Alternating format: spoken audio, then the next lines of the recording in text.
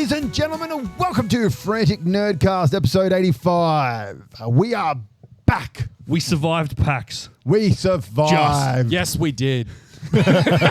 Some of us had a more Traumatic experience than others. but it was a wonderful time. How was the line? Actually, it wasn't too bad in the end. So the way they put us in was into bays, and I thought it was going to be just a massive snake-like thing to get down. Oh, so it wasn't. That's what it looked like. It the looked photo like I've it. seen, I thought you were, by the time you got your ticket, it would have been Sunday afternoon.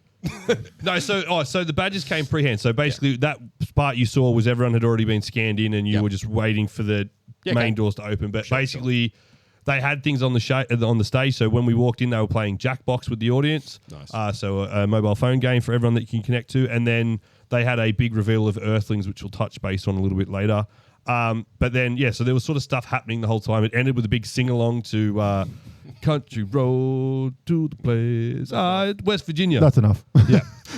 Whatever. I was going to let him embarrass I was himself singing more. No, I was more worried about if we ever get monetized than if we get demonetized. I was just singing to try and remember the song. But yeah, so then Hey, it was a cover. We didn't play the actual track.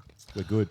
yeah, trust me, no one could connect my singing to real music. But yeah, so when the doors opened, it was basically the front bay went in, and then the second bay went in, and third bay. So it wasn't too bad.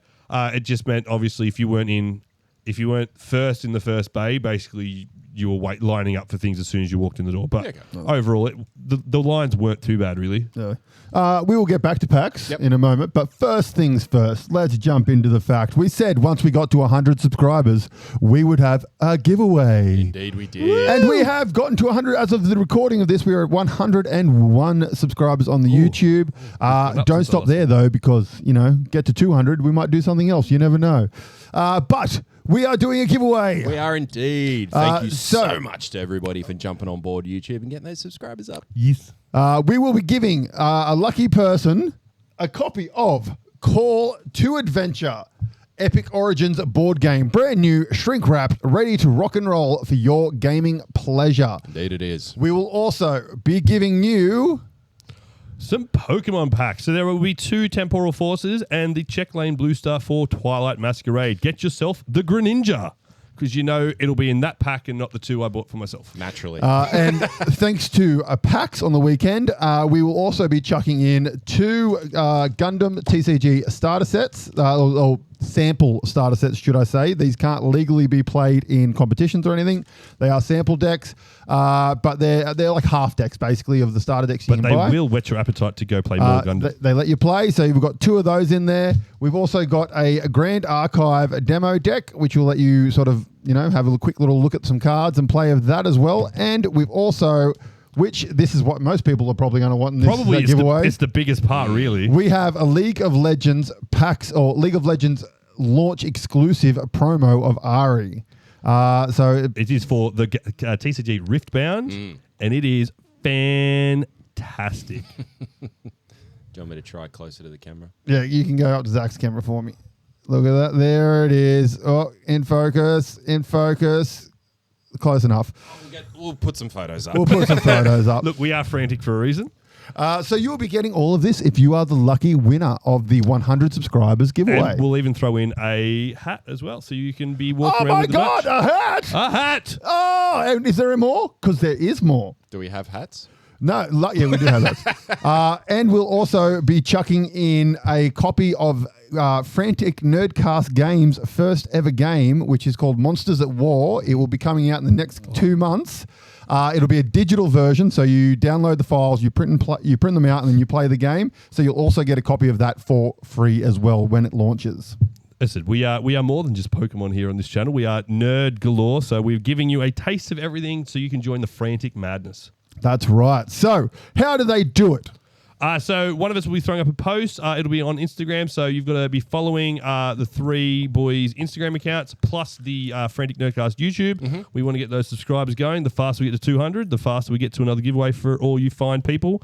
And that's it. Really about it. Yeah, share the story. All the details will be on the Instagram. So just head to the Instagram in the next couple of days, and you will see the post and all the instructions of what you got to do, and you can win all of this awesome stuff. Yeah, we might run this one a little bit longer than I think we ran the last one. For last one was about a week, but it was a a lot smaller than this one. So. This one's a nice, big, juicy giveaway. So I think we might run this for a few weeks and let the people marinate on it, share it around to their friends, and get as many people in on this this awesome giveaway as possible. So let's jump into PAX, because that's the freshest thing on our mind. So how do you want to do this? Do you want to start from the start of the weekend to the end, or just run through the highlights? Because the start was a low light.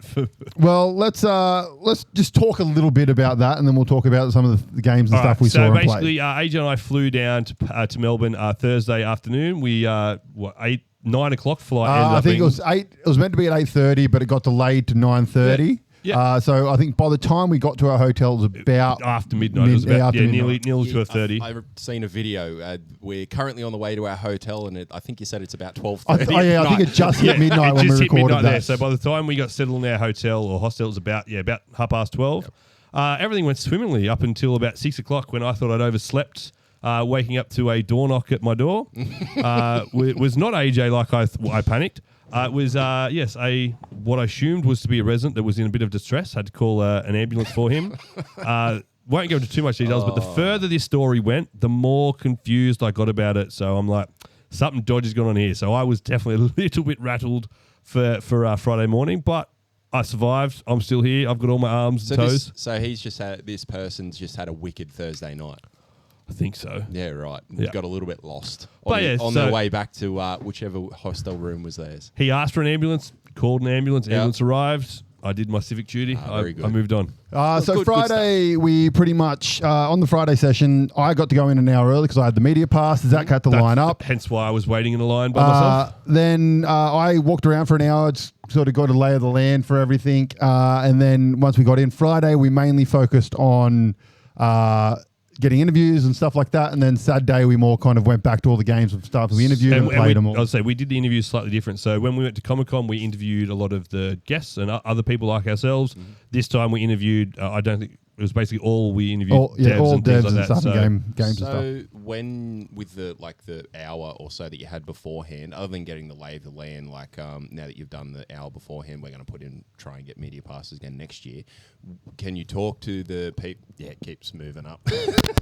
Can you talk to the people while you're going through that hour? Yeah. So everyone's there. Cool. Half of them are still sort of setting up and stuff like that. I could have gotten to the Nintendo booth and had a little quick play and stuff for pre-hand, but it was more kind of just walking around. One thing I did do was walk past the Bandai booth and see if they had this was his low light. See if they had the newest Gundam starter set, the ST5. ST5, yep. They did.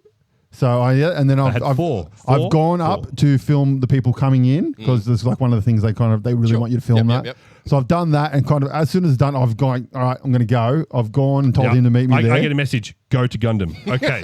And I literally, one dude in front of me, and he bought all 4 of them. Oh, no. And that's all the stock that the Bandai store had of it. Was it reasonably priced? Like what price? It's normal prices. Yeah, because it's anywhere from 25 to But I mean, Good Games had the Gundam starter sets for $230. You literally went about 4 stores over. That was the booster boxes, wasn't it? Yeah, booster boxes. Yeah. You went 2 stores over to TAC Games, and they had them for $190. AJ's just like, someone's like, oh, that's someone right. looked at them. I'm like, don't buy from me. Go over there. Oh, fucking hell. Because it was random. I was, while you guys were in PAX, I was kicking around one of the local shopping centres, and every now and again you can get some all right stuff at like newsagents and stuff. So I went in there and I found about 3 or 4 of STO5 for I think it was $35 for them. I didn't get one because I'm a bit strapped for cash at the moment, but there you go. You got to check out your newsagents, AJ. A house will do that to you.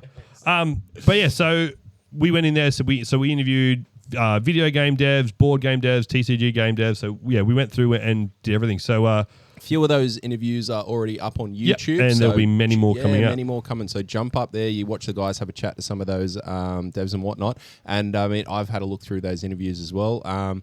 Short and sweet. I think they go for anywhere from 3 to 5 minutes. And they're really insightful. Having a look at some of those games. So we'll have a chat about some of the games here that we did have a chance to see. So Canvas City. So Canvas City is a turn-based tactics RPG of rebellion on rollerblades.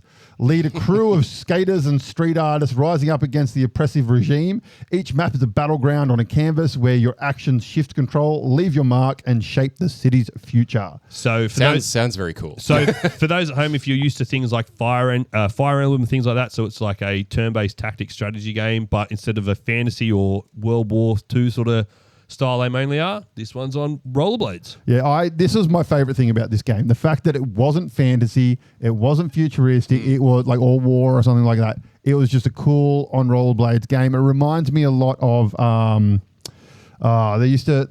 It was one of the first games that Splat. Yeah, on Nintendo. It came out on Nintendo Switch. It was one of the first games, and you could run around and spray paint. I think stuff. I know the game. I don't think I've ever played it's it. not the same type of game. That's just vibe of it. Yeah, okay. It reminded me of that. Very interesting. It's from New Zealand as well. There's like a whole thing called Code where they brought like 10 or 12 developers over with their games and stuff and had their own little booth, which is pretty cool. Oh, so New Zealand ran like a little thing. Yeah. Okay, awesome. And this was probably my favorite of the games out of that little section there. Really nice developer that had a chat with us. Her interview will be up tomorrow. I know it'll be Saturday. Hers will be up. So the day after this is live. Really cool game. It is available to wishlist on Steam at the moment. There's no demos or anything available at the moment. Okay. So yeah, we AJ played majority of one demo. I got sort of the tail end of it. It is a tactics. It is a different method in terms of you've got to go around and like tag things, like do graffiti on billboard stuff to sort of like lift your PowerPoints. Lift your cred. Lift your cred. So yeah, the more street cred you get, the more attacking damage and things you can get going. So it seemed to be very important because I think AJ sort of. Well, one thing I sort of found it didn't really give me enough information on how I had to do things. Yeah, in my opinion. So just let you run rampant. Yeah, I think it just needed like a couple of little pieces of helpful text here and there that just kind of helped me out. I didn't quite know how to attack, where I had to be to attack and stuff, because it was kind of confusing. You had to like click here and then you can go up on a rail, which gives you extra movement. Then you can click here and go down a ramp, click here, and all for one person's activation kind of thing. Was there a tutorial at all? Or not? There was at the start, but it wasn't amazing. I think it was condensed because like we were there and we waited maybe 25 minutes because there was a person in front, and obviously because I only had the one screen. It takes a long time to do it sort of thing. So I think the tutorial might have been condensed a bit that makes sense. And I suppose when it does actually come out, the tutorial will probably expand a bit more. Yeah, a couple of those points to actually guide you through. She was even saying, we're talking to her, and she's like, any feedback you can give us is great because it's just going to help us improve the game. Yeah, of course. But yeah, so like just the concept and like the look of it sort of is what dragged us from across sort of the hall towards it. So vibrant as like it looks super poppy up. And even the game on screen looks really cool as well. It's really nice. And so it will have that storyline where you'll be as one of the characters moving on as you go through. You'll collect more. I think she said like 20 different characters or something. Yeah, so it's very much like the Fire Emblem sort of thing. You start with your small band, and then as you go through, other characters join your party throughout the game. So it'll follow that sort of generic sort of style of it, but obviously just with rollerblades and some cool new graphics. The next video game we got to have a play of was Crush Zone Demolition. This was so much fun to watch. We kind of walked past and just saw it and went, ooh, as it was being played. So this one is essentially, where's my little thing? Enter the arena and experience fast-paced arcade-style vehicular combat. Wield powerful weapons, use the environment to your advantage, or simply smash your way to victory in Crush Zone, where only the strongest survive. Now, our interview with the developer is up for this one. So this is from Desert Beagle Games? Yeah, so basically it is you pick a driver, you pick a car, you pick a front weapon and back weapon, and then you all get put into an arena and drive around. But the arena has like the two we environmental played, effects. Yeah, it has like one that I played at the start had like waterfalls around the whole thing, and if you go into them, you crash. It's what killed me the most. But essentially, you drive around and your weapons slowly charge. So once you use it slowly charges again. And like my first time I played, I was a skeleton in a coffin, and I had a big plate of jelly. A plate of jelly on the front and a laser on the back. The plate of jelly, once it loaded, you hit it and it put a big balloon around you, and you hit anyone, it was boom, and they just fly off. Oh, I was in hysterics. It was so funny. The game screamed like, I'm 12. I'm over at my mate's for like a sleepover with pizzas, and we're just playing this for 2 hours straight. Literally, what I could see straight away there is I can see turning up with a 6-pack. Righto, go get Crush Zone. We'll throw that on, sink a few beers, and just watch the mayhem go. The plan is at some point in the future we want to do a live stream where all three of us will be sitting down on the couch playing a whole heap of these games, drinking some beers, and you guys can join in with us. I said, yeah, so that'll extend there. But I said the great thing of this too is will be online multiplayer. So again, like you don't need to do the sleepover slumber party. You can just be doing it at your house. And But that's not fun. I know it's not man. fun. I know it's fun. Nothing Bring back beats the that. LAN parties. Nothing beats the LAN party. Everyone bring their computer and monitors There over. are so many people We right need now someone, at home. Someone bring the port hub. All our young listeners are going, LAN party? What's a LAN party? What does LAN stand for? Oh, God. But Why yeah. are there cables in between them? Again, so the interview for this is already out. So if you haven't seen it, go check it out. But yeah, it's lots of fun. Like driving It looked around. fun. Driving around. He played the water one first, and we both played a lava level one. And all of a sudden, I'm driving. I'm like, oh, I'm starting to get hang of this. And it just sinks into the lava of the platform. Like, oh shit! That lava rises and falls, and it's pretty It good. hurts quite quickly. So there is a demo available for this on Steam as well. Yeah. Our next game. Now, this one I didn't actually play. Zach played this one. this. At this point, my back was screaming at me, and I had to sit down for a little bit. You old man. So Zach got into this one. So this is sort of like a fantasy. So it's like this set up like the Super Mario sort of gameplay, like you're just running across the screen. Mm-hmm. But yeah, it's in a fantasy world where you get to choose your character. So I was a warrior, but you could be a sort of a rogue, monks. All So those here's sorts of things. the spiel. You do the Team up spiel. with friends in up to 8-player online co-op, or go it alone as you level up your character and collect powerful relics in the side-scroller action rogue-like. And it was lots of fun. Yeah. I said I was a warrior, so I just ran around with a sword, whacking skeletons and things like that. But yeah, I said it just had that very old school sort of vibe with very new age sort of ideas of it. Said that roguelike of leveling characters up each time you run through and those sorts of things. But yeah, it was simplistic, but I think that's what made it fun as well. It wasn't a game that these sorts of games where you need like a lot of skill to do. It's something you can just pick up and anyone can get into it straight away. Did you only play single player or did you play the multiplayer? I only played single player at the time. Because I'd be interested, because it said up to 8 players. I'd be interested to see how that worked. Because I know when you get a lot of those, like the side-scrolling games, typically you have to be in the one frame. Yeah. And then when you get to with 8 players, that's going to start getting hectic. I think, so I'd love to see it how is. that- I think it's one frame. One frame. And fine. all 8, from what I've seen from screenshots, all 8 are sort of floating around and jumping around So, in one thing. Again, another great game to get a bunch of beers I- on and just be screaming at each other. Why the fuck aren't you moving forward? I would love. I'd love to see with 8 because even at single player there was quite a few enemies spawning at points. Yeah. I'm assuming with 8 there'll be more spawning. It will be a clusterfuck of fun. And I imagine as well, like when you get the multiplayer, like you increase the amount of players, I can imagine it will increase your spawns as well for your enemies. So Yeah. it's not a matter of like, hey, there's heaps here, so I need more people to help. It's like, oh, there's more people to help, which means there's more spawning Yeah, exactly. to fuck you up as well. So it is available for early access on Steam for $15.16 AUD. But yeah, it's lots of fun when I played it, and it was just very nostalgia with that side scroller with how it works. With some new sort of ideas thrown in with the roguelike companion. So yeah. Awesome. All right, our next one that we had to look at was Doggy Don't Care. So before you get into the spiel, in the line when we were I was waiting up, they did a highlight of 6 indie games. This was one of the 6. These are like the sort of I think they've won something to be like the premiere of the indie nice. games. They had the big booths and stuff like Yeah, that. so we checked out most of them. We didn't check all of them, but this was definitely one that caught my eye first. Well, it is very eye-catching. I mean, what is it? The pug at the front with a cockatoo on its shoulder, a mummy and a chicken in the background. So I'll let you read the spiel and then I'll jump into it. So unleash adorable chaos, solve puzzles, and leave your mark, literally, as a mischievous dog left at home alone. So effectively, you play as the dog. At the moment, there's only 3 levels, and each level you have a different bird companion who's like your devil on your shoulder.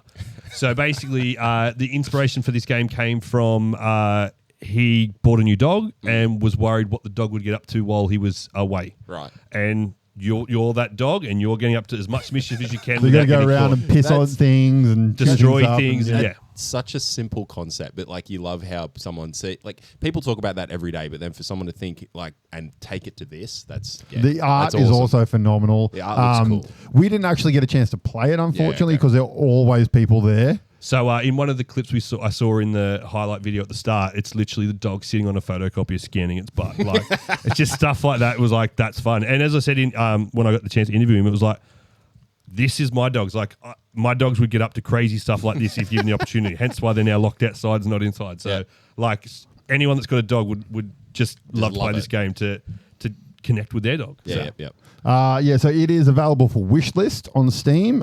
So with all these games that we're mentioning, if they're on Steam or links-wise, we will put links in the description below if you're on YouTube. Okay, our next one that we had a look at was Drift City Kings. So from a humble office worker to ruthless racing genius, become the ultimate drift racer in a colourful 2D punk cartoon world based on a very near future Melbourne. So this is another one that was in one of the bigger booths, the featured booths. This, the art instantly drew me in because it's very Beavis and Butthead-esque style for art. me, it was the old Mambo clothing line. Yeah, so it's very much like in that vein. And now the game is 2D top-down racing. So old school GTA So type old stuff. school, yeah. I was just about to say that. It reminds me of what's the one where you used to have to run over people and all that kind of stuff. GTA, wasn't it? No, there was another one. I can't remember what it's called. You didn't have to, but there was one where the goal was to like run over people and stuff like that. It reminded me a lot of like those style of games. But yeah, when you have to drive around and you drift, and the drift controls are beautiful. Yeah, like it just the arse end spits out, and then you can hit like a little NOS button and sort of pumps you around a corner and stuff like that. Really, really good fun. The art, fantastic, but it was a really, really enjoyable racing game. If you don't drift in Drift Kings, you don't do very well. I struggled. Driving too sensibly, were we, Zach? No, just not. But the 2-down aspect of it too, actually, like as you're going around, the steering changes depending on your perspective of the car. So at one point I'm like, turn right. Why am I going left? Oh, that's right, because I'm actually this way now. So yeah, like it was done really, really well to make it as realistic as possible. You have to reverse, like as if you're drifting a real car, you have to reverse steer. Yeah, okay. You have to steer into the corner. Yeah, right. Kind of thing. But yeah, it was really good fun. I really liked it. It's probably one I will buy because it is actually out. It's done. The game's done. There's no devness of this one. It's out. $14.75 AUD on Steam. Nice. Ready to rock and or roll. Now the next one is my personal favorite. I thought you'd save this to last. Of the entire event. What I think it is. Instantly, the art caught my attention for this, and so we instantly walked over, and that is End of Ember. So love that art. I will read the spiel. Explore a gory hell in this twin stick shooter that pays homage to the badass horror franchise. Kill demons, upgrade items, and fight weird and gross bosses until they explode into piles of gore. Who is Ember? What is reality? Awesome. It sounds amazing. It just screams Final Space vibes. It looks so good. It is. So essentially, you play as Ember. She goes in and her parents are throwing a party and her mum's drunkenly dancing and sort of boots her off the stage. She does the super sexy dance moves. Super sexy dance moves. And Amber gets knocked into the pool and hits her head on the bricks and dies. And then she wakes up in hell, and then she discovers that hell's essentially her playground. And she runs around with a chainsaw that shoots bulbs out of it at babies that have giant heads that float around and shoot things. Oh, fuck. I'm looking closer. Like one looks like it's a spider. Yeah, she gets like a power, this thing that floats around her. It's basically I had a baby fetus that followed me around her. killing stuff. Lots there's of fun. like the boss in the demo was a homage to The Exorcist with her strapped in the bed and she spits slime around. There's like a homage to Aliens where like the chest burster pops out of his chest and stuff. There's like little grey man aliens that you have to fight and stuff. So basically, the level we played, or the demo level, was basically like very much mutated human skins things in hell that like have come down and been warped and disfigured. There's there's like walls that plunge into the things that you have to like pillar style things, but they're made up of like bodies that are all curled up on each other and stuff. And so is it a 3D art, a 2D art? Is 2D. Okay. It's all he did. All the main guy did. The dev did all the art on it. He does kid books. His day job. Yeah. He's a kids book illustrator. Yeah, I can see that. And he's just gore. So we talked to the sort of business style guy in the interview.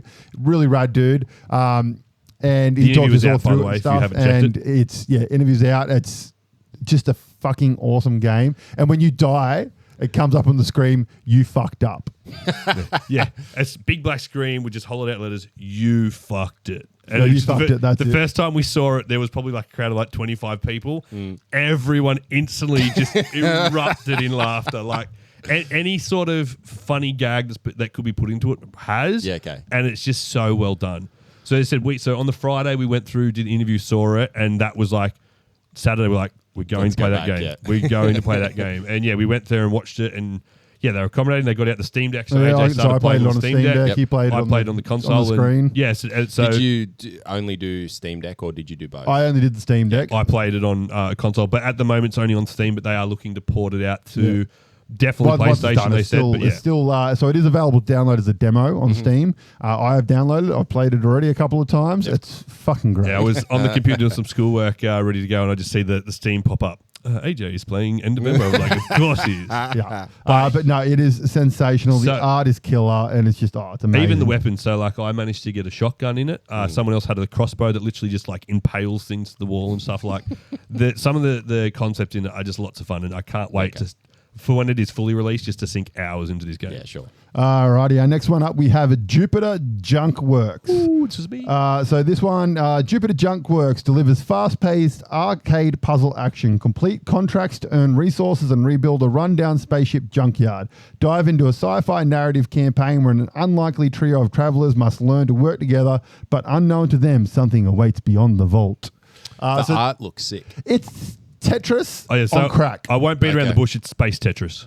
Cool. And it's fun. But the problem is you need to have a Tetris brain, but you need to turn that off at one point. So you've got the ability but it won't turn off. I know. That's why I struggled into the points. You've got the ability to like slam bricks down. So when you slam them down, it actually fills the gaps underneath as well. So if you've got those missing blocks, they're actually still accessibly filled. You've just got to play the right block at the right time and things. So and you also get like special abilities and stuff like that. Okay. And yeah, it was cool to watch, but it is Tetris. I'd like to see more of the storyline to get into it and things like that. That'd be cool. Because they need to have a heavy storyline where you got like little pop-ups and stuff and blah, blah, blah, blah. You got to do this job, earn this money, man. Yeah. Okay. And listen, so the story I think will be quite interesting to see to suck you in. But yeah, and as I said, the more you go in, obviously the harder the puzzles get and things like that. So assuming at some point you'll start with boards half full in specific ways, and you got to get them out in certain moves and things like that. But do they have intent to bring out additional types of puzzles, or it is just that block? I think it's that thing because, like, from the interview, which is out now, he pretty much said like it was like he wanted to sort of do a Tetris style game because he loves Tetris and But yeah, it was lots of fun. The console they had me using, I struggled with it first because it was very different. But obviously, like if you were to bring it out on Steam and set up your own controls, it'd be a lot easier. But yeah, I kept getting my lefts and my rights mixed up with then slamming down at the wrong times and making mistakes and making life hard on myself. But yeah, lots of fun. Sounds like something. Definitely, I said if you are into Tetris, you like this game. If you're into really just sort of puzzle games and things, you'll be into this game. So yeah, definitely will appeal to a wide range of people, I think. And it is available as a demo on Steam, so you can go and download it and have a little play of that now. Okay, so the last of the video games that we're going to talk about is Luna's Ultimate Zodiac Party. So gather your friends for Zodiac Party game where chaos meets competition. Up to 4 local or 8 online players can customize characters, conquer mini games, and outsmart rivals with items and power-ups. With Mario 3 game modes, including one where play at the same time. It's non-stop fun. Mario Party on crack. I meant. So basically, it's very Mario Party-esque, but he's kind of, when we were speaking to him, he pretty much said like he loved Mario Party, but he hated how it just took so long.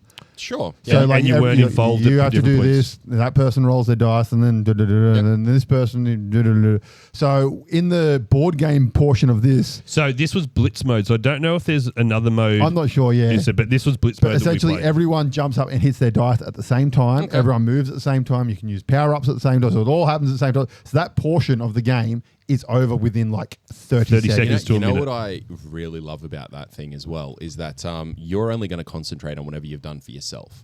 So like the Mario Party, when you go back to it, like you see what you do, so does everybody else. You see what the power-ups are and whatever's happened. If you're doing it all within yourself, you get through to the next level and all of a sudden he's like cracked out, ready to beat everybody up or something like that. Like you don't know that that's happened because of Blitz. Yeah, so then basically then it jumps into a mini game. And the mini games, no one ever gets eliminated. If you get eliminated, you either rejoin the game or you sort of join up as like a gun that's trying to fuck everyone else. There was like an ice platform one where when you got knocked off the ice platform, you sort of got on a snowball launcher and then you were launching snowballs to knock people off the platform. That's awesome. And it was, and we played 5 turns in about 10 minutes. Really, the longest super part quick. would be whoever's you're playing with, them reading the rules of the minigame. That's it. Okay. And we played. It was us two, and Chun-Li and Ryu played with us. And AJ got smashed. I lost. I lost AJ got 4 of the smashed. 5 games, and I won the whole thing because he got the bonus things at the end. because I got the most improved awards. To be fair, I think they turned up. So, like Mario Party, you can. So you got the participation award and it fucking gave you the won. win. So, like Mario Party, you can go around and collect buttons. It's buttons you were trying to collect in this. But I think that was turned off because I went past old mate and had the coins, but you don't have enough to buy this. I'm like, yeah, I do. But I think it was turned off. So therefore, I would have had a couple. But yeah, he got the 2 bonus awards and won. It's like, that's not fair. Cause I'm fucking awesome. But yeah, so it's based off the Zodiac. So you play, all the animals are based off the 12 Zodiac signs. You can also customize them. We got a few cards to give us special PAX related skins when it comes out and things. So there is. Because they look like they're from the screen. If they're like crocheted type yes, thing. Yes, they are. They're crochet. It's very much like that game that was on PlayStation. that game with that title. Little Head or Big Head or People, something. people know it. Little Big Planet. Little Planet. People know what we're talking about. But yeah, you said you get items in the game that you can use again to help yourself, hurt the other opponents in the rolls. Yeah, I used one on myself and it hurt me. Yeah, because I didn't know what it had done. He lost money. Okay, and so it is. No wonder also, they gave you the win. It is available as a demo on Steam as we speak. Now onto the more physical version of games. So when they had this set up at PAX, they had one big hall, which was all the video games and like the digital vendors and stuff like Turtle Beach and Black Before Magic we and all leave that. this room, just talk about a few other things in there. Nintendo was in this room, always massive. That's probably the one store we actually didn't go to because I reckon they had probably about 40 screens. it was just the time was so you could play Mario Kart World. You could play the new Pokemon. You could play Hyrule Legends, and I think there might have been one more. I can't remember, but of those, I think at the time the only ones that aren't Hyrule Legends isn't out yet. Yeah, that and the Pokemon. Pokemon had just been released, I think, or has been released since. Okay, I think that only came out this week. Or Yeah, so I think it might have been the last sort of trial before it came out. Sure. But I really wanted to play Hyrule Legends. The one reason I didn't is it's on Switch 2, and I don't want to buy a Switch 2, so I didn't want to. I didn't want to have a reason to buy a Switch 2. But yeah, other than like Mario Kart, it would have been fun to play, but like and it was always packed. Yeah, it was more that Always like there packed. was always a line for it, so it just wasn't sort of worth our time. especially if 2 of the 4 games are already out. Yeah, And then you had like King's Comics were there. all the sort of computer sort of companies were there, like keyboard like companies, MSI, Secret Lab, all that, all and that. then But they'd be more so showing off like their showing off hardware things and the biggest letdown of the whole thing was Crunchyroll. Okay. So Crunchyroll, you were keen to see I was them, keen. massive booth. Well, saw the sides of like, fuck yeah, there's going to be some things about some anime stuff in there. So one side that we saw first had a swag booth. You walked up and you got some free stuff. We got a gummy bracelet thing, some posters. Cool. Then there was a merch store next to it. Yep. And I'm going to say they are probably big enough to fit about 4 people inside of. That's the sort of size of these little Those parts merch of the booth. booths and stuff, like they were decent size. Walk around the corner, I'm like, all right, we're going to walk into it. Because up earlier, there was like a Tetris booth. You walked inside, they had Tetris-related things. Nintendo, you walked around. I was like, sweet, you're going to walk in and see all these like new animes that are coming out or something like that. No, there was just a huge open space with like 4 posters for, like cardboard cutouts. That was it. And For it was an just, anime. you That could was it. take photos. That was it. It was such a waste of space. Especially considering when we're going to get on something else that needed a fuck ton more space. That was a bit of a letdown. So when can you provide feedback? So basically all that stuff was in one hall, and then you went through a big door, and then you came into the physical side of PAX. So yeah, the first hall was the one that shut at 6, and the second hall that we're about to go into now, that was open till 11:30. So this had your stores like Good Games was in there. You had like more of your vendory all the game shops that are in Melbourne. Warhammer had a massive store there. had one. Magic had one. Bandai, and there were a couple other. And there was shitloads of tables at the back that you could free use to play games. They had a board game library. You could go and get games and stuff. There and was play. computers up there, so you could go play some free game computer videos, games and stuff like that. All that stuff. So one of the games we did play. Now I played this one before, but Zach hadn't played it, so we went and had a little trial run of it, and that is Lorcana. So I had sort of semi-dabbled in it with you boys here, but never really played through it properly. Actually kind of enjoyed it. It's really fun. It is. It's some awesome artwork too. AJ had a good point. It's getting past the Disney aspect of it is tough, especially when Like I'm trying to build this super hardcore deck, and I've got Elsa and like things in there that just sort of don't match up. So I would probably end up doing like a theme deck, like Aladdin or something. I guess if I played, because old mate we talked to, who will have an interview coming out soon. A really good interview too. He's very knowledgeable. He's sort of like a competitive Lorcana player, and a lot of the issues I had in the game, he's like, that's fixed because you're playing set 1 base sets here. We're playing like set 8 mega decks over here, where all those sort of issues are corrected. Because by halfway through the game, AJ and I were both down to draw, play that card, draw, play that card, and that was it. I was like, it's sort of, it just felt a bit lackluster. Yeah. But other than that, like I said, it's a cool mechanic with the scoring. There's another game we played later on that has the same scoring system with a bit of a tweak. I like that tweak more than the Lorcana one, because in Lorcana, as you know, you tap to scribe. So you can tap to either quest, which is essentially you get a point of depending on how many little icons your card has, or you can tap to attack. So they're your 2 options kind of thing. Your mana is done by you take a card from your hand, you put it face down. That's right. It goes to your Inkwell or something. Inkwell, like that. That's your resources. Then you play to 20. Kind of thing. It's very much a Magic-esque style game, just with a couple of little tweaks, really. But yeah, I said overall it was cool. I think I will probably go out and buy a starter deck, so when the urge rises, we can sort of play some. I'd probably I do want to get, because there's a campaign deck you can buy. We saw that at one of the game stores. Ursula, and you can play it solo or together. It's like a raid deck that used to be in World of Warcraft TCG. So I really want to give that a crack, which would be a cool sort of thing to film as well. I think for me, like Lorcana, it would good when we got the starters played through, like it was fun and whatnot. I think with my little one growing up, if she starts to get an interest, I think I'd be very easily brought into it. Yeah. Because I know that there'll be Disney through our house in some way, shape, or form with how big Disney is. And Shan loves a lot of those things. I love a lot of the older things and how they get brought through and whatnot. So I can see myself going into a collector's perspective that way, and I would be very easily taken through it because, although as you said, it's like it's Disney-esque. It does have that softer feel at points. The artwork is still really it is. fucking It is good. very good. It's amazing artwork and to that game. to your point there, especially with kids, it is a very intro-level game. Like it's not like some of the other games where it is a lot harder to play. It is very straightforward of, you do this, it does this, off you go. So, and I think they've done well at actually bringing out things to start as well. Like, so you can get a starter, you can get your boosters like standard, but they've also got like here, as you said, there's a campaign deck you can get, but there's also, hey, here's a 2-player starter with some extras to guide you through A, B, C, D. So they've actually got quite a few. The gateway. Yeah, exactly. Game. A lot of gateway stuff. But yeah, I said, like, I quite enjoyed it. I said, the chat with old mate helped get my interest into it. So when that interview comes out, check it out, because hopefully it'll get you guys into Lorcana as well. But yeah, definitely a good game, and it's readily available around Newcastle, so to speak. So I'm assuming it's out everywhere. It was hard to get when it first came out, but it was around everywhere. All right, the next one is probably one of the biggest surprises for me of the card game era, and that is MetaZoo. Oh, this was hilarious. So see that face you just pulled?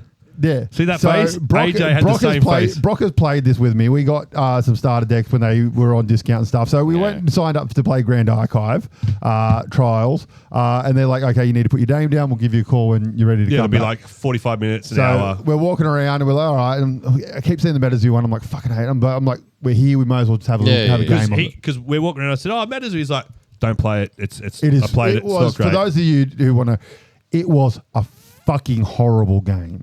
Horrible. It was horrible. It was poorly written. It was far too complex for what it was trying to do. Like the way that the cards were written and the rules behind you written, literally all you were doing was slapping someone, and it literally was the hardest fucking thing to actually do. It was basically a Pokemon knockoff, which was just fucking horrible. So as far as I'm aware, after playing the game, the only thing that's the same from the version you've played to now is the name. Oh, wow, really? Yep. So basically, the chick that taught us the game said pretty much these dudes got together, they bought the game. Okay. And then they rewrote the rules. And apparently Richard Garfield is one of the people who redid the rules. The guy who created Magic the Gathering. Yeah. So we played it, and it is fucking awesome. Wow. I will be buying starter decks. The only reason why we didn't at the time was basically we couldn't buy a starter deck for everything. Yeah. So basically, what happens now is you have 4 locations with 4 rows, a sort of SoulForge. Oh yeah. And you just play creatures to those zones, and then it's essentially once you've sort of done, you can say, okay, we're going to sort this one out. You tap it, compare power at those two, and whoever wins gets a point. And so did Garfield do Soul Forges? What was he involved in? He did Soul Forges. Yeah, I was going to say. I say in the intro we played the locations have abilities, but they were turned off for us. So again, that'd be a lot more interesting. And then you've got your wizard character. Effectively, the idea is you're trying to level your wizard up, and he's the one that's summoning all these people onto the battle. So it sounds like it's taken things from MetaZoo, taken things from Soul Forge, and kind of. Yeah, a couple other games as well. Like there's some of Card Wars, like Adventure Time Card Wars in there. It was just a really fun game. The art's cool. I had a drop bear. That is very surprising. And I also need that drop bear card. I was now. very surprised. The deck we had was very Australian themed for you, but yeah, it was cool. There were certain things in there that was fun. The starter decks are $55 Australian, and it essentially gives you a big deck, or you can split it and play 2-player. So they're selling it as a start. Okay, two person. Okay. So, but like it's not a full deck kind of 2-player starter, but you can play 2 players kind of thing. 50's a bit exy. Getting on the exy side. Honestly, that's how much they fucking are these days. You got to spin a wheel. Yeah, that was fun. We spun a wheel. Did you get anything from the wheel? You got a keychain. We both got a keychain. You got a magnet as well, and then she gave us a promo because we had a really good chat with her and she liked us. Nice. But yeah, MetaZoo, fucking winner. Yeah, literally dinner. The only thing that stopped us from buying the starter decks was we bought a lot of other starter decks. All right, so we'll jump into another card game that came out. So this one is called Rush of Icor. So this is the one that has a similar scoring system to Lorcana. Yep. So this one is released by Upper Deck, who is a massive card company. They release a lot of trading cards for comic books, sports, all that kind of shit. And I'll say shout out to Cherry Collectibles. They're the ones that were a vendor at the at PAX, and they're the ones that sponsored the Rush of Icor set up there. So they were really welcoming and gave us a swag bag and shouted us out on the on their Instagram and things like that to show some support. And so we had a test game of that, and for doing the test game, we got 3 booster packs and 4 promo cards. I seen through the interview opening up a pack. Yeah, we got a bonus one to open mid interview. That was cool. And it's a really interesting system. Like you essentially do the same thing where you can tap to either attack or tap to get Ica. Raid maybe? Yeah, you're raiding and you're collecting the Icor. But instead of when you tap, getting it instantly like Lorcana, that person has to stay there until the start of your next round. That's when you score it. Okay. And then essentially the mana worked. You drew one and then they sort of flipped over, kind of thing. And it was very simple other than that, like Magic-esque AJ style. got screwed I hard. got wiped. The demo game that we played is up on YouTube, and I didn't get a single point to his 10. That was so silly of you. I got absolutely he just didn't. He's like, I was just did you get nothing. Whoa. Did you get a participation award in this one as well? No. He's like, I can't go. Yeah, I can't go. I was like, I'll just do this. I'll do this. Got wiped. Yeah. The old mate helped me. He's like, to me, he's like, why don't you use this ability? He's like, I don't need to. I'm just going to put more things out on the board because he's got nothing to stop me, and I'll just win.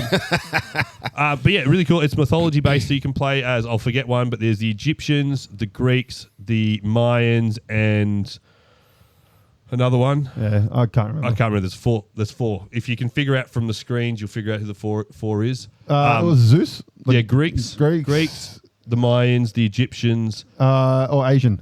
Yeah, one of the Asian mythological races. Maybe samurais. I can't remember. But yeah, was it Japanese? Maybe. I think it might have been Japanese. Maybe, yeah. But it was good fun. It was enjoyable. I'm not going to rush out to buy it, but it was good fun to play. I'll probably get starter sets so we can have a little dabble with it every now and then. But yeah, good fun. I might even throw some of the boosters into. They also. The other thing is, it has. It has transparent cards that you can slide in. And I'm guessing in deck building, you can only have so many of them. But you slide it in and it gives you additional abilities. You could have 2 of each level. So they come with different levels on them. And that relates to the level of the card you can put them on. So if you've got a 1-star card, infusions. They're called infusions. So if you have a 1-star card, you can give it a 1-star infusion. If you've got a 3-star card, you can give it a 3-star infusion or a 2-star or things like that. So that, as he said in the interview, you can play a mirror match deck, but how you play the infusions actually changes everything of how they play. So that's a cool twist to actually like make things a bit more interesting in the deck building process. So one thing I thought when as to how that would sort of work, like you just include them in your deck. Is there another like side piece that you're able to actually like draw from or something like that?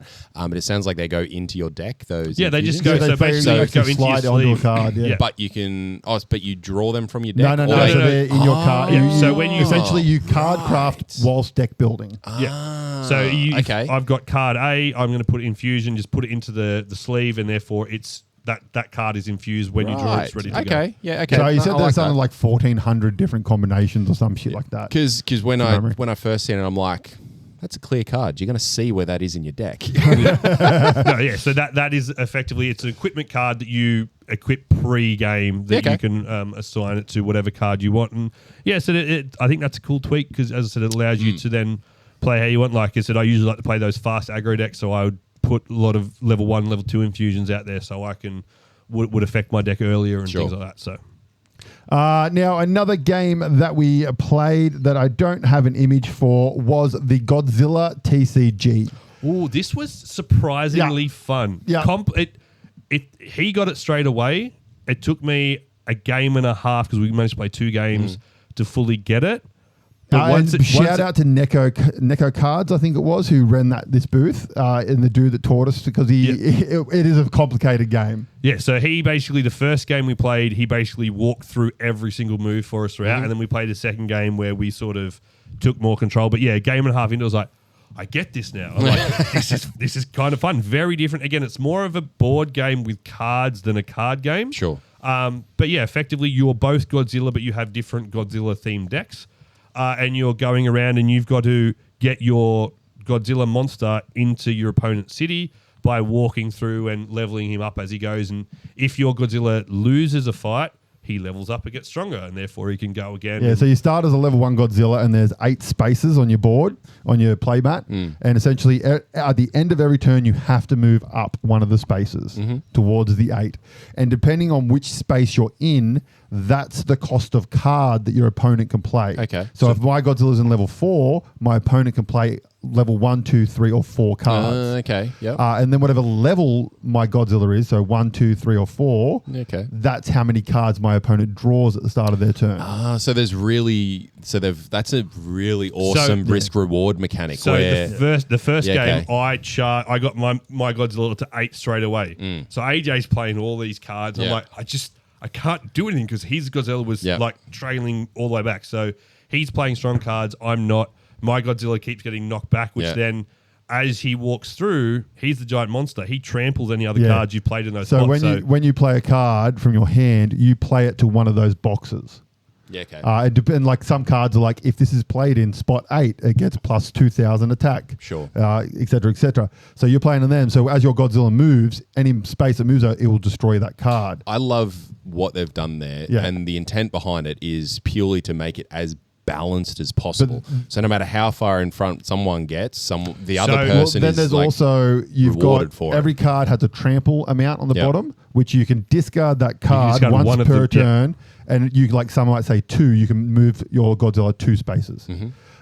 So you do that, but then also the big thing is you will discard any number of cards from your hand, and you get that many cards in like your defensive area, and each one of those is worth 5,000. Like attack. This is what kind of confused me the most, and because it was called threat. I think if you just called it something else, so basically, you add that defense to your Godzilla's stat, and that's the total amount that your opponent has to match in order to knock your Godzilla back. Okay. And when it gets knocked back, that's when it levels up, and then you got to move back around the thing, and it gets knocked back. If you get knocked back 4 times, you lose, or if your Godzilla gets to your opponent's side of the board, you win and they lose. Now, remember when I said I went through forward and I kept losing because he had all the good cards? If my Godzilla is level 1, you draw 1 card. If it's level 2, you draw 2 cards. So I got to level 4 very quickly because he kept knocking me back. But that meant he was drawing 4 cards a turn. I won because he decked himself. So, and each time you level up Godzilla gets stronger as well. So obviously at level 4, he's the strongest he'll be. Therefore, it's the hardest to kill. The second game we played, we're going through, everything's going well, we're pretty even, and then all of a sudden, he's Godzilla's we're both at 8, and then when you can't cross over us, there's another card on that side, And that's when you've got to be strong enough to beat. He everything. plays a card that wipes my entire board, and he just moves in and wins. Yeah, I won. Just wiped my entire board. Just one card. Right, so that card might be retconned at a point in time. No, but to play that, you've got a card of, you get 5 cards, effectively get 6 because you draw on your hand, but you've got to discard those to survive throughout the thing. So I had that card early, but because it was a level 8 card, I couldn't play it until his Godzilla was in the 8th spot. Yep. So I effectively had to keep that. I was keeping that and hoping I could get by with 2 or 3 cards in my defense spot, because otherwise he would win. So it's that risk reward. Yes, it's really strong and balanced, but I just got lucky that it didn't bite me in the ass, that I held it from the start of the game until. And he's had he luckily beat me, knocked me back, and then because he's at the end of your turn, you have to move. He moved into my space and won. Sure. So it's a strong card, but I think it's a very well balanced game. Yeah. The art is basically artworks from all the different Godzilla movies and franchise and stuff, and it tells you this is Godzilla from movie 2003 or whatever it was. And stuff. But it's good fun. I'm definitely going to buy the 2 starter decks that are out. Yep. And are they out already? Yeah, they're out. Okay. They're like only certain stores have them. But it was a good fun game, and like I don't know if I'd buy booster packs. Yeah, okay. But just the starter decks. I think that was a common theme we had throughout with a lot of these, is because we mainly play between ourselves anyway. Starter decks are all we really need. I would only really go into boosters if I wanted to. Like collect. AJ with Gundam with the Gundam TCG where he wanted to complete that set. I might do it with League only because it's League, but I'll see how that goes. But yeah, for most of these games, the starter decks were really fun to play. So, and the next one that we got to play is one called HoloLive. Now I've seen this and I wanted to play this one for a while. So this is a Japanese TCG that's been converted to English. It is based on, I believe, like VTuber style. Characters from Japan, I don't know, something about that. It's like they're pop stars or something like that. And it's just one of those ones because I really like the Japanese card games and the mechanics, and unfortunately they don't get much of a run over here, usually because of the art that it chooses to depict. To be honest, the art wasn't that over the top of this game, but it's more cutesy in this one than over sexualized or anything like that. But it's because I love Weichschwartz, I love WeCross. They're very great games, and this is another sensational game. It's really, really good fun. We picked it up pretty much straight away. Yeah. And it's really good. Essentially, you play your characters, and they're called in their debut state. And then you can level them up with the first level and then a second level on top. And you have your main character, then you have your center character, and then you have like a supporting character. And every turn you can move one of your characters from your backboard, which you can have 6 characters there, up to the supporting one. And then they can both sort of attack the opposing player, and you have 6 lives, I think it was. No, it depends on your leader. So my leader had 6 health, he's had 5. Yeah. And so basically, but then after your supporter, like you've done your turn, your supporter has to move back. Yeah, so at the start of your next turn, that supporter retreats, and then a new supporter can take its place. Yeah. So the guy that was teaching it to us from Neko, he was saying essentially it's very Pokemon-like, but with like enough twists to not make it Pokemon. Yeah, okay. And it's much better game. Yeah, because he's like, you've got your basic Pokemon, you evolve it, it gets stronger. You need to attach energy cards to it for them to do their abilities and things. And again, it was... The starter decks we played were very balanced. Like I think I got lucky. I just drew my 3rd stage before you did, and that was about it. I got that little bit far ahead at the start, and that was it. You do need damage counters here because the damage sticks around, and when supports are going up and back, in the thousands as well. But like all Japanese games. But yeah, I said it was really straightforward to pick up. Really, like it wasn't hard, and it was. I said it was the very first game we played at PAX, and it definitely left a mark. So it's awesome. Again. I didn't pick up starter deck. AJ did. I probably regret not because it was a fun game, but I was like, it's the first stall. I don't want to. I'm sure I'm going to spend a lot of. I'm going to save myself a Riftbound. The starter decks are cool because you actually get 2 leaders in the starter deck, so you can play. So you mix them up a little bit. You can play as one or the other leader, which is pretty cool. I'll have a look and see if you can actually split the deck so you can play like a mini game. Because effectively, we had the same decks just with different leaders out there, and therefore the decks played slightly differently. So this is available now? It's available. The first starter deck is out. He said the next starter deck would be coming out about now, I think. And so it is a good time to get into it because it is at the start, so it hasn't had the massive power creep. One booster box is out, and then the new booster box comes out in a month or something like that. And I think there's another 3 starter decks or something coming out. Okay. But yeah, good fun. Really enjoyed it. Yeah, was it the Neko booth that had this? Yep. Yeah. Again, shout out to these guys. These guys were fantastic. We went over there like 3 or 4 times, and every time they were super supportive and always down for a chat. Gave us promos and stuff as well. Lots of promos. Awesome. And then the last thing that we're going to talk about from PAX is the big one. Gundam. The one that won, and that is Riftbound League of Legends.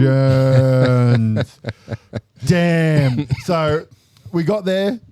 And we sort of walked in, once we did the Bandai thing, we walked over that. We're like, oh, we'll line up here. And the lineup was kind of around it. We're like, oh, this is going to take a while. It's the first thing. That was the worst decision we made of the weekend, was not getting there straight let's go for away. a wander. And then That was the shortest the line was. We came back and the line was even fucking longer. It was mental. We're like, we'll come back tomorrow. Yeah, eventually we're kind of walking around. It's about 6 o'clock, 7 o'clock at night. And we're kind of like, oh, it's not too bad. So we're like, all right, we'll go line up. 45 minutes. So if you picture the booth as a cube, effectively the line was at one corner, it went down one side and was halfway down the next when we joined. And this was a small booth. This is where we were sitting there going, I wonder if it's a small space because they were limited with how many decks they had to hand out or things. When we got up there, they're like, no, we asked for 4 times this space, but PAX said, no, you're a new card game, you don't need that space. We've seen this before, mate. This line was never without 50 people in it. So one thing I will say is, Riftbound, it's League of Legends. Yeah, it's Arcane. Yeah. And that's it. No matter what, this is the first round of the game being released. Even if it's not good gameplay or whatever, this is going to go fucking off. So half the people we spoke to, or actually probably more than half, they're like, oh yes, because we've seen Arcane. It was 100%. A lot of them what's League of Legends? I've just seen Arcane. Yeah, exactly. But yeah, so we got in there, we're waiting the line and we're watching basically how it goes to play. And we're like, oh, maybe it's a complicated game because some people are taking a long time to play this. And we're like, no, basically it was, I found a lot of people were playing it because they were fans of Arcane. Yeah. Yep. And they hadn't really played card if you games had before. card game experience, you were fine. So we got in, we sat down, and we smashed through our first game with these. So 45 minutes it took us to get there. We got there, we played, they gave us their promo, and I literally finished. I got the Jinx deck. So we didn't realize at the time. So we knew there were 4 decks. There's a Jinx deck we could get, a Victor, a Volibear, and a Yasuo. Mm-hmm. AJ wanted Jinx. It's the only deck he wanted was Jinx. I just didn't really want Victor because I'm, from the game and from Arcane, not really a big Victor fan. Much prefer playing Yasuo or Volibear. Turns out the decks came in pairs. So it was Jinx and Victor paired together and Yasuo and Volibear together. So I was like, I'll take the Victor deck for him. And therefore, we're like, once we played the first game, we're like, this is fantastic. Yeah, so we need to line back up and get the other 2. This is going to cost me so much money. It was such a good game, man. Such a good game. So so then after that, we went around for a bit more and we're like, fuck it, let's go to the free play tables. And we pulled the decks out and started playing. One of the vendors at a different store came over and asked if he could watch as we played through a game so we could sort of learn about it and stuff. But yeah, really simple, really it's just a lot of fun. Yeah. So then we went to line up the next day and we're like, all right, we'll go there first thing to line up. Line was closed already. And then pretty much all day they had someone there saying line closed, line closed, line closed, line closed. It was pretty much you just had to be walking past at the right time for the line to be open to jump in. Day 1, as I said, the line snaked around the booth and caused massive issues because obviously there's booths on other sides and things like that. Day 2, they learnt from it. So that, they had a massive display screen as their back wall. Behind that, it's where they then snaked everyone along there. So you had a 4-lane zigzag. Yeah, once the last lane was empty, that's when they would open it back up, and you just had to be there at the right time to get there. And then basically, we spent the whole day. There was if you haven't seen, there was a fire evacuation midway through PAX, and we're like, oh, this might be our chance to run back there. No, that was. Everyone else had the same plan. When we got there for our second play, we asked the guy how it went. He's like, man, all I could do was take down the names of everyone that was playing, take down the names of the first 8 people in line. After that, it was just first come, first serve, and that was it. So basically got to about 5 9:30, I want to say about on Saturday afternoon, and finally we're just there at the right time. Yep. And we're lining up, and About 90 minutes. a lovely couple came up. This young couple came up, and sort of they were trying to get in, and like the lady wouldn't open the line until it got to a certain point. Sure. And we're like, just stand here and talk to us. So they sat there and talked to us. We started talking about the podcast and stuff, and all of a sudden we moved to that point, and we're like, oh, look at that. You can jump in. And so they stayed and chat to us the whole time. They were like really, really nice guys to talk to. We talked to them all about TCGs, TCGs, D&D, comics, everything. All that kind of stuff the whole time. We were in the line for 90 minutes. AJ got a lot of me. Right, AJ got real friendly. Gave them the first ever dice tray. Yeah, so Frantic Nerdcast dice tray. They have the only Frantic Nerdcast dice tray in existence in the world. So if you're watching, subscribe. Hello. But then, and then there was another couple that was sort of, as I said, because it was snaking, you'd see people at different times. You sort of talk to someone and then they're gone, and then they come back and then you're talking to the same people. So there was again. another couple that joined, and I was talking to them about the game and everything else. And next time she came around, she had the Switch out, so we started talking about Animal Crossing and if the new Switch was any good and stuff. And then all of a sudden, one of my mates I used to play Warhammer with back in the day, Jono. Hello, Jono. He joined the line with the mate, and so then we're having conversations across people and stuff. And so they're coming in, and so it was a really enjoyable 90 minutes. Went super quick. Oh, that's good. And then we actually ended up playing with the couple that were staying nice. next to us. Yeah, so effectively 4 people would have to go at the time, obviously, because each box had all 4 decks, and you'd hand them out that way. So I said, I hope you like Jinx, because you two are getting the Jinx the Jinx Victor deck, because we're getting the other sorry. two. But yeah, no, it was great. So yeah, we have all 4 decks and we'll be playing. We need to really start playing and seeing if the different decks work well against each other. Yep. But yeah, really cool. I said we've mainly played the Victor Jinx deck. I struggled with the Victor deck, but now I've started to get a hang of the It's recruits. a very broken deck. It's definitely the most powerful one out of the 4, in my opinion. Well, so we haven't played much of the Volibear is very much the late game deck.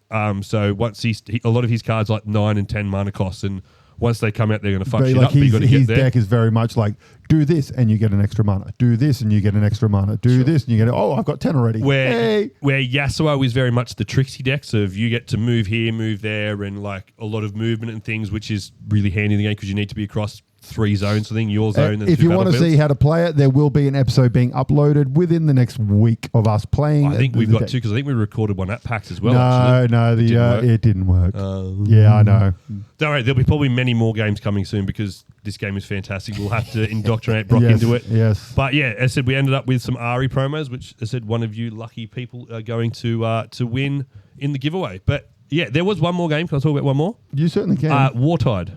Oh, yes, I do have a thing of that, I think. No, I don't. Let's talk about Wartide. Put it this way. This is a game we played. I instantly bought all 3 starter decks. That's coming from me, who doesn't really buy TCG decks. AJ is normally one that said we played Hollow Life first, straight there, bought a deck.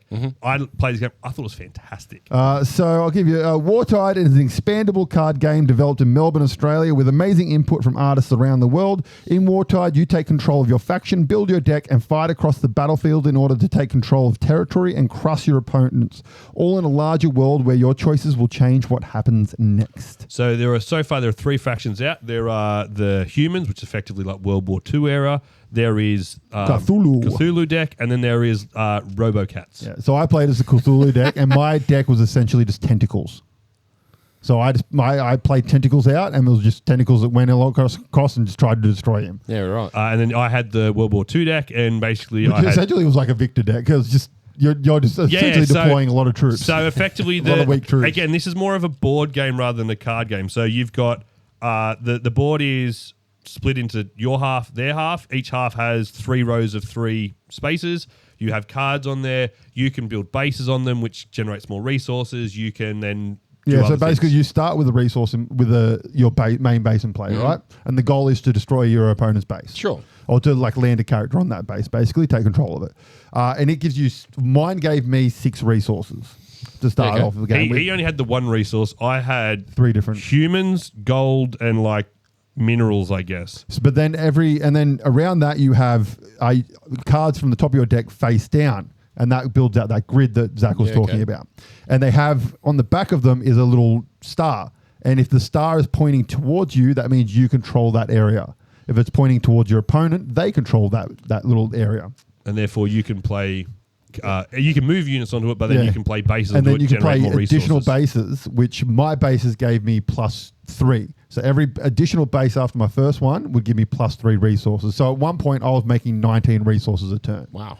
And then when you play a unit, you play it at the back row, and then they can move forward and attack and stuff. And so my tentacle guys, their goal is to actually destroy territories, and that way the card gets taken off it and it's blank, which means it's a dead zone and no one can cross through it. Okay. So I kind of destroyed it to the point where it was just a funnel, and he could only walk through it. I just had my my tentacles with 10 strength, just slowly moving one card at a time. So I was playing until these tanks finally I was came playing out. the game with half the rules because when you play a base, you're allowed to pick up that card that's already face down.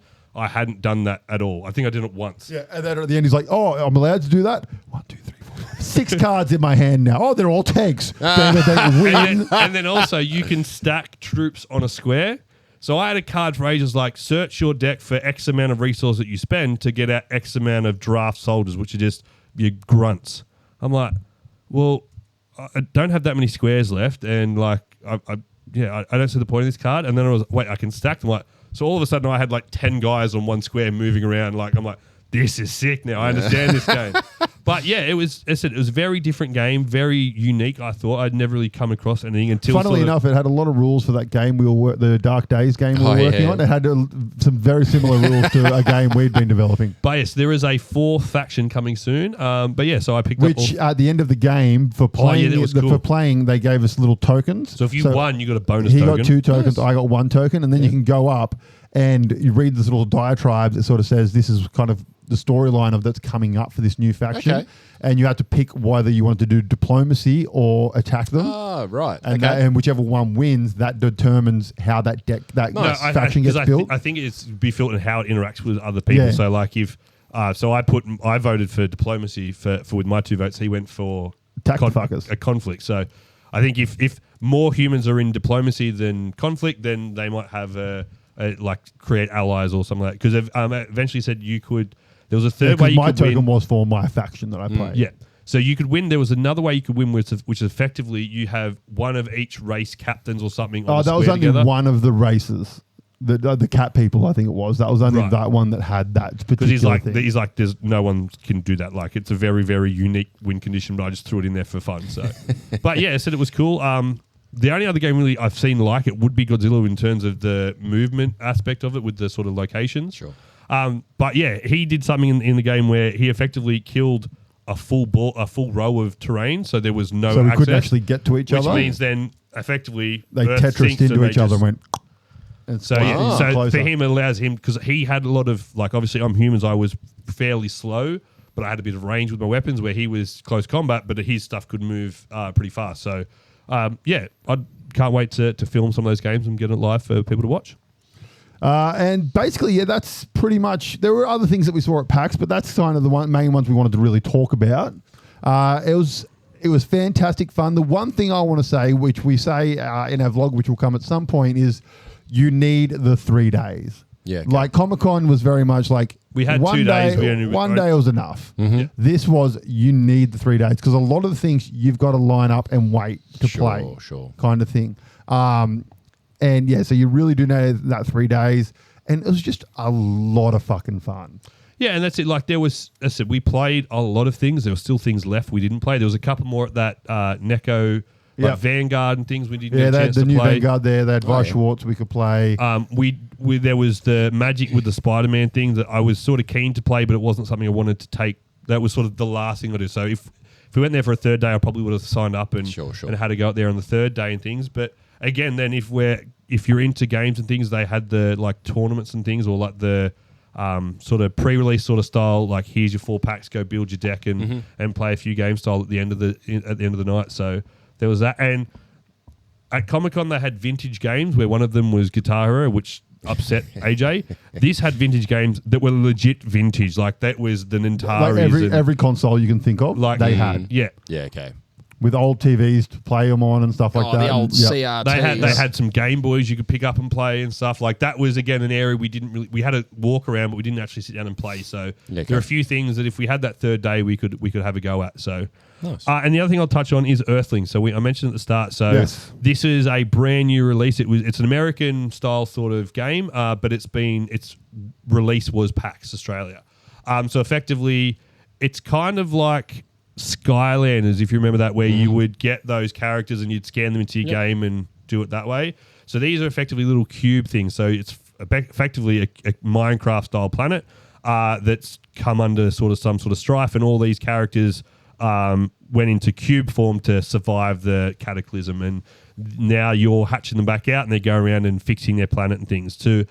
But the thing I think is really cool, but outside is a big drawback, is to level up your characters, you've got to scan them, effectively trade them into someone else. So if I've got character A, you've got character B, we scan, I still keep my character, but then you now have the version of my character. Yeah, you have a digital version of the character.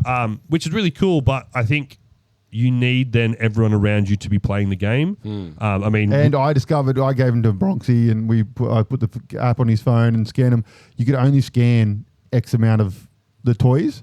After that, it's like, oh no, let someone else scan this. And I'm like, well, what if he doesn't have anyone to play with? Like, you're only letting me scan why would I go out and spend more money if I can only scan 4 of these things? Yeah, so okay. I think it will. If it goes off, it will go massive, and therefore I think it will be great. I don't think it's gonna. But it needs to go off. Yeah, I think it'll die in the arse. It's got animated series on YouTube that you can go and watch. They had comic books to hand out about the story and things like that. So, like, it was well presented. I just think it's. I don't know. I don't watch a lot of mainstream stuff to see if it's getting will be advertised on like the TV and stuff to the kids and that. Like, it's just something that.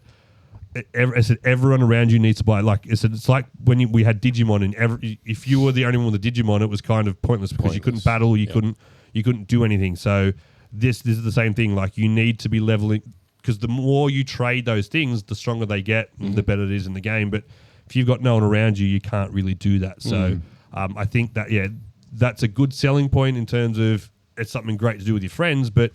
If you don't have friends that are interested in that game, then you don't have a game to play. We're in the digital age. There needs to be a way for you to be able to trade or transfer digitally rather than actually being in the same room. Yeah, because they work off NFCs. So you've got to go up and touch them on the back. Which means you've got to be right next to each other. Yeah, like they said that well at PAX. Effectively, they gave you the packet. It came on a wristband, so you just had to walk up to people and do that to trade. But again, I didn't even download the phone. I had 8 blocks in my bag, but I didn't really get involved in it. I plan on giving it to my nephews when I see them and see what they think about it. But yeah. Yeah, well, there you go. But yeah, so PAX, it was great fun. Really enjoyed it. We'll be going back next year. We'll be buying a hotel room closer to the venue because the 40-minute walks in the morning were not great. Yes. Or walking home, the last night walking home in the rain wasn't great either. But yeah, so really enjoyed it. If you saw us there and came up and said hi, thank you. And thank you to everyone that we had chats with and all that kind of stuff. The rest of the interviews will be going up one a day until they're all done. Yeah, so that's PAX. On to something very different, and that is Epic Warpath. Different, but not different. Yeah, not different. So Epic Warpath, we've talked about this many times. This is a miniature war game from Mantic Games. It is an 8mm scale, giant battles of aliens versus other mayhem. Fucking aliens. It's really good rule set. Yes. We backed on Kickstarter. You're getting the physical stuff that should be here soon. I have received it. Yep. I have not unpacked it because I am in the middle of moving. So it turned up in the middle of that, and I'm like, I want to put you.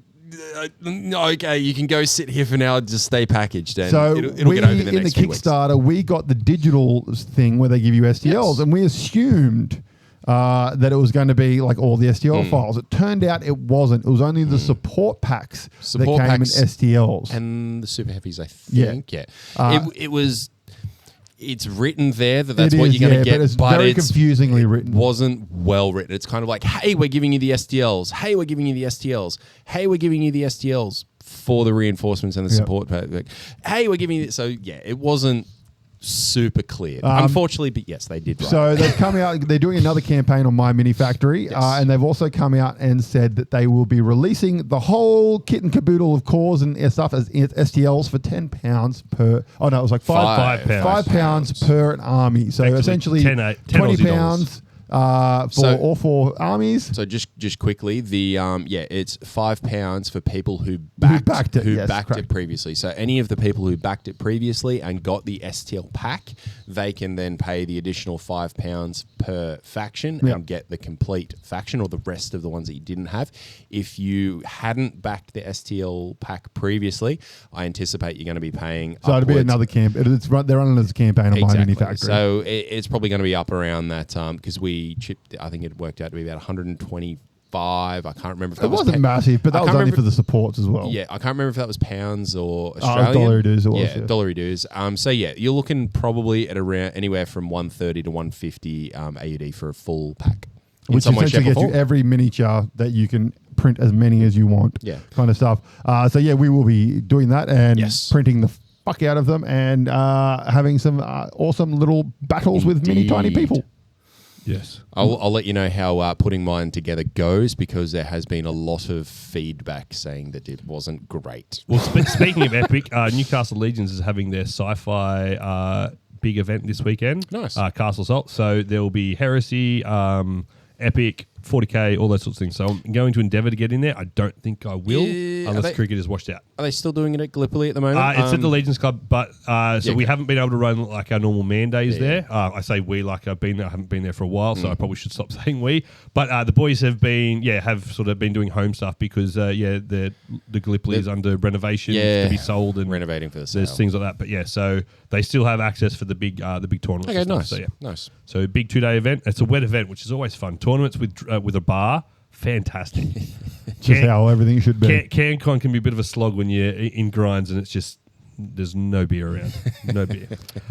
Can I just jump back to PAX? There was one game I wanted to talk about. Unfortunately, we didn't do an interview on this one. AJ was soothing his back at the time, but it's called Houdini, with the hue part being the color hue.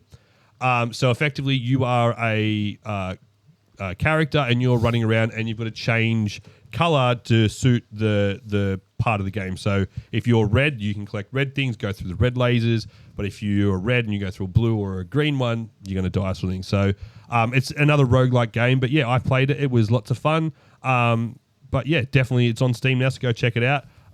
It was lots of fun, lots of cool powers, lots of cool abilities, and definitely one where quick fingers and quick thinking are going to get you through the game. So definitely one to check out in the future.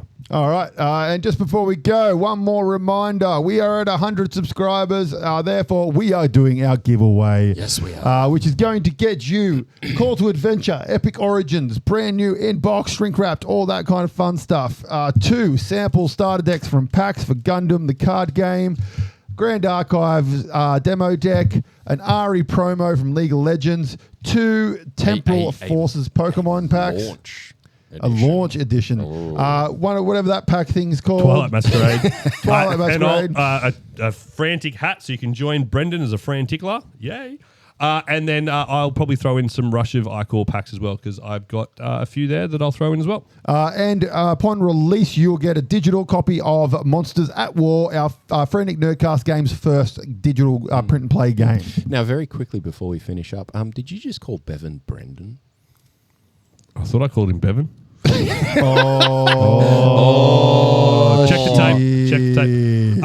I just want to throw one last thing in before we go. That's embarrassing. It really is. I had a rant about My Hero Academia last week, with the episode being basically half of it being a repeat of the last season. Yep. Episode 2, fan-fucking-tastic. We're back to it, boys. This one hits you right in the feels, and it's a fucking baller episode. So if you haven't checked out yet, if you haven't checked out My Hero at all, go check out My Hero Academia. It's a great anime. It's pretty good, yeah. But yeah, definitely if you're up to date, go check it out. It's week to week. Comes out on a Friday, I think. But yeah, definitely go check it out.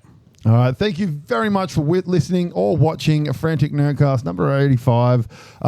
15 to go to 100. Yes. PAX was awesome.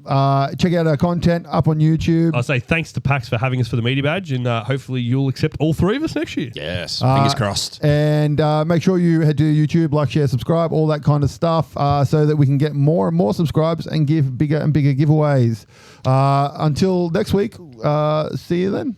Stay frantic. Cheers, guys. Hey guys, thanks for listening to Frantic Nerdcast. You can find all our latest news and information on Facebook or at franticnerdcast.com. You can find us on Instagram at Frantic Nerdcast. Find AJ at Weird Art by AJ. Find Zach at Frantic Kaz and myself at Frantic Brock. Please make sure to head over to our YouTube channel and subscribe for more YouTube-only content like Sequelize It and Plays Games.